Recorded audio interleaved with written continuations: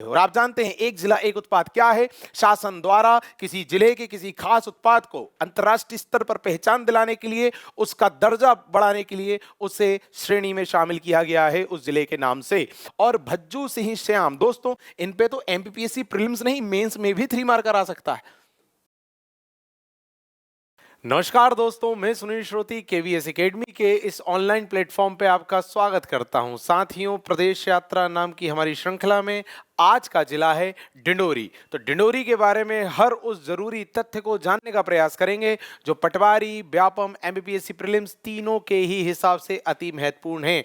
और इन तथ्यों को समाहित की हुई हमारी पीडीएफ प्राप्त करने के लिए टेलीग्राम ग्रुप को जरूर ज्वाइन कीजिएगा, जिसकी जानकारी नीचे डिस्क्रिप्शन में दी हुई है। तो शुरुआत करते हैं दोस्तों। हर जिले की शुरुआत हम नक्शे से करने का प्रयास करते हैं, जिसमें 3 बातों को हम शामिल करते हैं। पहला, उसकी सीमा किस राज्य को स्पर्श कर रही है। दूसरा, पड़ोस के किन राज्य को वो स्पर्श कर रहा है। और तीसरा, वो खुद किस संभाग का हिस्सा है। तो आइए देखते हैं डिंडोरी के बारे में।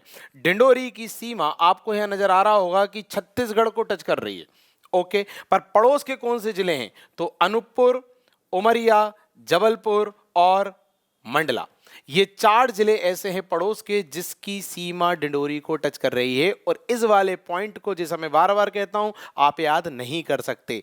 आपको इस सब के लिए नक्शे को बहुत अच्छे से देखना पड़ेगा, क्योंकि आप एनालाइज करके एनालिटिक्स के माध्यम से ही इन चीजों का सही आंसर दे सकते हैं। आगे बढ़ेंगे। परिचय, दोस्तों जबलपुर संभाग का यह हिस्सा है। ठीक, गठन कब हुआ। डिंडोरी जिले का गठन हुआ था 25 मई 1998। दोस्तों आप सभी जानते हैं कि 25 मई 1998 में सिंहदेव समिति की अनुशंसा पर कई जिलों का गठन हुआ था, उनमें से एक डिंडोरी भी था। तो मंडला से अलग होकर इसका गठन हुआ था सिंहदेव समिति की अनुशंसा पर। तो क्वेश्चन कितने बनेंगे। नंबर 1, किस संभाग का हिस्सा है, जबलपुर। नंबर 2, कब गठित हुआ तो 25 मई 1998। कहां से अलग होके बना, मंडला से। और समिति जैसा मैं बता चुका हूं सिंहदेव। आगे देखते हैं भौगोलिक स्थिति। साथियों, पठार या इसका जो क्षेत्र है वो नर्मदा सोन घाटी के अंतर्गत माना जाता है। ये नर्मदा सोन घाटी का पार्ट है, आपको पता होना चाहिए, बहुत ज्यादा इंपॉर्टेंट है। ये प्रश्न बनते हैं एमपीपीएससी प्री में भी बनते हैं, व्यापम में भी बनते हैं और पटवारी में भी बनेगा। कोई जिला किस पठार के अंतर्गत आता है आप बिल्कुल आराम से नक्शे पे देख लीजिए। कई जिले ऐसे होते हैं जो एक से ज्यादा पठार का हिस्सा होते हैं, आपको ये भी पता होना चाहिए। कई कंफ्यूजिंग वाले जिले होते हैं। क्लियर। तो यहां पर क्वेश्चन बनने की पूरी संभावना है। पड़ोसी जिले में बता चुका था, मंडला, जबलपुर, उमरिया, अनूपपुर। पड़ोसी राज्य छत्तीसगढ़ चर्चा हो चुकी, संभाग जबलपुर। इंपॉर्टेंट पॉइंट, वर्षा तापमान। वर्षा दोस्तों 125 सेंटीमीटर से ऊपर होती है। अब इसकी वर्षा इंपॉर्टेंट क्यों है। वर्षा इंपॉर्टेंट इसलिए है क्योंकि 125 सेंटीमीटर से ऊपर मतलब अधिक वर्षा मानी जाती है। और चूंकि ये क्षेत्र मध्य प्रदेश के दक्षिण पूर्व में है, और आप जानते हैं कि मध्य प्रदेश के दक्षिण पूर्व या पूर्वी हिस्सों पर सर्वाधिक वर्षा देखी जाती है। यही कारण है कि यहां की वर्षा 125 सेंटीमीटर से अधिक है। आगे देखते हैं। वन और वनस्पति इतने खास नहीं है, परेशान नहीं होना। आगे देखें। नदी नर्मदा के किनारे बसा हुआ है। कई परियोजना है, इंपॉर्टेंट है, ये इंपॉर्टेंट है। कौन सी परियोजना, अपर नर्मदा परियोजना, दूसरा बिलगांव परियोजना। और ये फैक्ट बहुत ज्यादा इंपॉर्टेंट है साथियों। मध्य प्रदेश का न्यूनतम सिंचित जिला, सीधे प्रश्न आएगा कि मध्य प्रदेश का कौन सा जिला सबसे कम सिंचित है, मतलब सिंचाई जहां प्रॉपर नहीं है, सबसे कम सिंचाई उपलब्ध है, डिंडोरी। आगे बढ़ते हैं। जलप्रपात, तो देवनाला, दागोना, नेवसा यहां के जलप्रपात के नाम है, सीधे याद करना है। अब देखिए कुछ तथ्य या कुछ बिंदु इंपॉर्टेंट है राष्ट्रीय उद्यान से संबंधित। दोस्तों 2 राष्ट्रीय उद्यानों का संबंध डिंडोरी से है। पहला राष्ट्रीय उद्यान तो है कान्हा किसली राष्ट्रीय उद्यान। कान्हा किसली राष्ट्रीय उद्यान का संबंध 3 जिलों से है, एक मंडला, एक बालाघाट और एक डिंडोरी। तो आप इस कान्हा किसली राष्ट्रीय उद्यान को किसी भी जिले के अंतर्गत पढ़ लीजिए, बट एक बार पढ़ लीजिए, क्योंकि बहुत ज्यादा इंपॉर्टेंट तथ्य हैं, बहुत ज्यादा तथ्य हैं इसमें जो एग्जाम में पूछे जा सकते हैं। तो अपन डिंडोरी के अंतर्गत उसे देख लेते हैं। ठीक, तो पहले तो यह पता होना चाहिए जो कान्हा किसली है वो किन जिलों को टच कर रहा है। मंडला में है, बालाघाट में है और डिंडोरी, तीनों से संबंधित है। सबसे ज्यादा कहां है, बालाघाट में। डिंडोरी में नहीं है, ये आपको पता होना चाहिए। अच्छा, ये जो राष्ट्रीय उद्यान है कुल क्षेत्रफल पता होना चाहिए 939.9 वर्ग किलोमीटर। क्यों? क्योंकि ये प्रदेश का सबसे बड़ा राष्ट्रीय उद्यान है दोस्तों, तो इसलिए इसका क्षेत्रफल आपको स्पष्ट होना चाहिए। और ये पहला राष्ट्रीय उद्यान है जिसे मतलब गठित होने वाला पहला राष्ट्रीय उद्यान है, और जो 1933 में अभ्यवन बना था, 1952 में अभ्यारण्य बना था और 1955 में राष्ट्रीय उद्यान बना है। तो आपको पता होना चाहिए कि राष्ट्रीय उद्यान का दर्जा इसे कब मिला, और पहला है, ठीक, और सबसे बड़ा भी है। अच्छा, 1974 में यहां टाइगर प्रोजेक्ट शुरू किया गया, मतलब टाइगर प्रोजेक्ट में से शामिल किया गया, मतलब यहां टाइगर को संरक्षण दिया जाएगा, ठीक। बट इंपॉर्टेंट क्या है, अमेरिका के नेशनल सर्विस के सहयोग से पार्क इंटरप्रिटेशन योजना यहां लागू की गई, अमेरिका के सहयोग से, ठीक। दो व्यक्ति इंपॉर्टेंट है, के फॉरमान और ब्रांडेर। जो के फॉरमान है उसने high land of central India लिखी, जिसमें हालो घाटी मतलब बालाघाट, और ब्रांडेर ने wild animal of central India, उसमें उसने बंजर घाटी मतलब मंडला, इसका वर्णन किया है। अब आपको लग रहा होगा कि जिला चल रहा है डिंडोरी, बात हो रही है मंडला और बालाघाट की, तो बात इसलिए हो जा रही है, जैसा मैंने कहा, ये जो राष्ट्रीय उद्यान है ये तीनों जगह है। तो चूंकि हम राष्ट्रीय उद्यान की चर्चा कर रहे हैं तो उसके अंदर ये तथ्य समाहित है, तो हम देख ले रहे हैं, ठीक। क्या बोला मैंने, के फारमान, नाम याद रखना है। इनकी किताब है हाईलैंड ऑफ सेंट्रल इंडिया, उसमें हालो घाटी, किसको कहा हालो घाटी, ये प्रश्न बनेगा, बालाघाट को। उसके बाद ब्रांडेर ने wild animal of central India, किसको कहा, बंजर घाटी किसको कहा, उसमें उसने मंडला को कहा, ये पता होना चाहिए।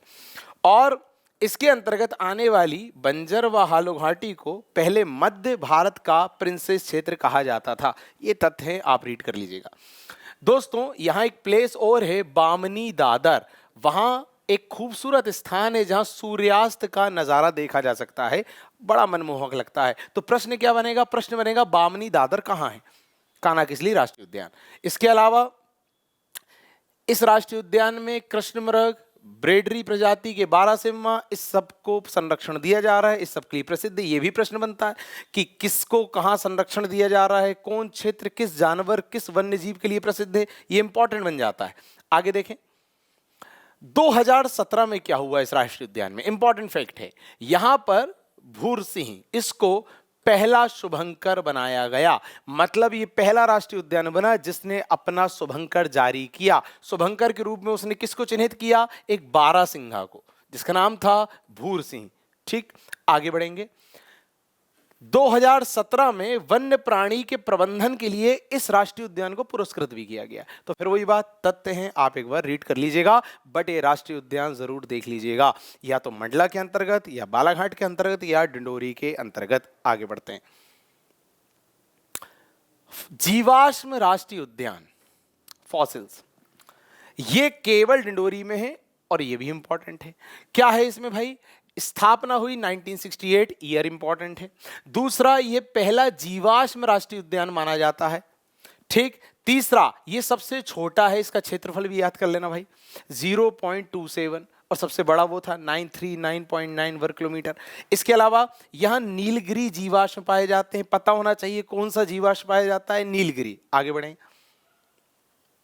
दोस्तों, संस्कृति में हम पर्यटन की बात करते हैं, हम जनजाति की बात करते हैं, तो पर्यटन में क्या है इंपॉर्टेंट, देवनाला की गुफाएं हैं, रामगढ़ झांस रानी अवंतीबाई की समाधि है, कारो पानी श्याम मृग संरक्षित क्षेत्र है, लक्ष्मण मांडवा रामघाट जो कि नर्मदा के किनारे है, कुकर्रा मठ है यहाँ पर। ये सब कुछ याद करना है, सीधे प्रश्न आता है, मैं पुराने वीडियोस में बता चुका हूं कि कौन सा पर्यटक स्थल कहाँ है, ये आपको सीधे याद करना है, चाहे आप मैप के थ्रू करें या कैसे भी करें। और ये सारे तथ्य आपको पीडीएफ में प्राप्त हो जाएंगे, टेलीग्राम ग्रुप ज्वाइन कीजिए, वहां हम निरंतर पीडीएफ अपलोड कर रहे हैं। आगे देखते हैं, जनजाति गोंड जनजाति है, और इसके अलावा ये इंपॉर्टेंट है, यहाँ की जो बेगा जनजाति है, सरकार ने इन्हें बेगाचक, डिंडोरी का क्षेत्र नामक एक क्षेत्र दिया खेती के लिए। यह आपको पता होना चाहिए कि किस जनजाति को सरकार ने एक अलग क्षेत्र दिया कृषिगत कार्यों के लिए, तो बेगा जनजाति को दिया है, क्या नाम है, बेगाचक, और कहां दिया, डिंडोरी में। यह इंपॉर्टेंट है। आगे बढ़ते हैं, राजनीतिक विधानसभा की बात करें तो 2 विधानसभा सीट हैं, शाहपुरा और डिंडोरी। इसके अलावा प्रमुख व्यक्तित्व दुर्गाबाई व्याम 2022 में उन्हें पद्मश्री मिला, अर्जुन सिंह ध्रुवरे 2022 में इन्हें भी पद्मश्री मिला, और भज्जू सिंह श्याम। दोस्तों इन पे तो एमपीपीएससी प्रीलिम्स नहीं मेंस में भी 3 मार्कर आ सकता है। भज्जू सिंह श्याम कौन है? प्रसिद्धि किस चीज के लिए? गोंड चित्रकार हैं सर। और विशेष क्या है, इनके कारण ही डिंडोरी के पाटनगढ़ को चित्रकारों का गांव कहा जाता है। जो डिंडोरी का पाटनगढ़ गांव है उसे चित्रकारों का नगर या चित्रकारों का गांव कहा जाता है। किसके कारण? भज्जू सिंह श्याम जी के कारण। कौन है ये गोंड चित्रकार है, ये पता होना चाहिए। आगे देखते हैं। एक जिला एक उत्पाद, मैंने कहा ये जो उत्पाद है कोदो कुटकी, ये एक प्रकार का मोटा अनाज है जो कई जिलों का एक जिला एक उत्पाद के अंतर्गत श्रेणी में शामिल है। और आप जानते हैं एक जिला एक उत्पाद क्या है? शासन द्वारा किसी जिले के किसी खास उत्पाद को अंतर्राष्ट्रीय स्तर पर पहचान दिलाने के लिए, उसका दर्जा बढ़ाने के लिए उसे श्रेणी में शामिल किया गया है उस जिले के नाम से। तो डिंडोरी जिले के अंतर्गत वह कौन सा उत्पाद है जो एक जिला एक उत्पाद की श्रेणी में है? तो डिंडोरी से है कोदो कुटकी, एक प्रकार का मोटा अनाज। और अकेला डिंडोरी नहीं, कई अन्य जिलों में भी है जिनकी चर्चा हम पुराने वीडियोस में कर चुके हैं और आगे भी करेंगे। और अंत में एक बार बता देंगे कि किन किन जिलों में कोदो कुटकी था या कॉमन कौन कौन से उत्पाद हैं जो एक से ज्यादा जिलों में हैं। बहुत बहुत धन्यवाद। आशा करता हूं हमारा प्रयास आपको पसंद आ रहा होगा, किसी ना किसी तरह से आपकी मदद हो रही होगी। पीडीएफ प्राप्त करने के लिए टेलीग्राम ग्रुप ज्वाइन कीजिए, हमारे चैनल से यूं ही जुड़िए रहिए। धन्यवाद।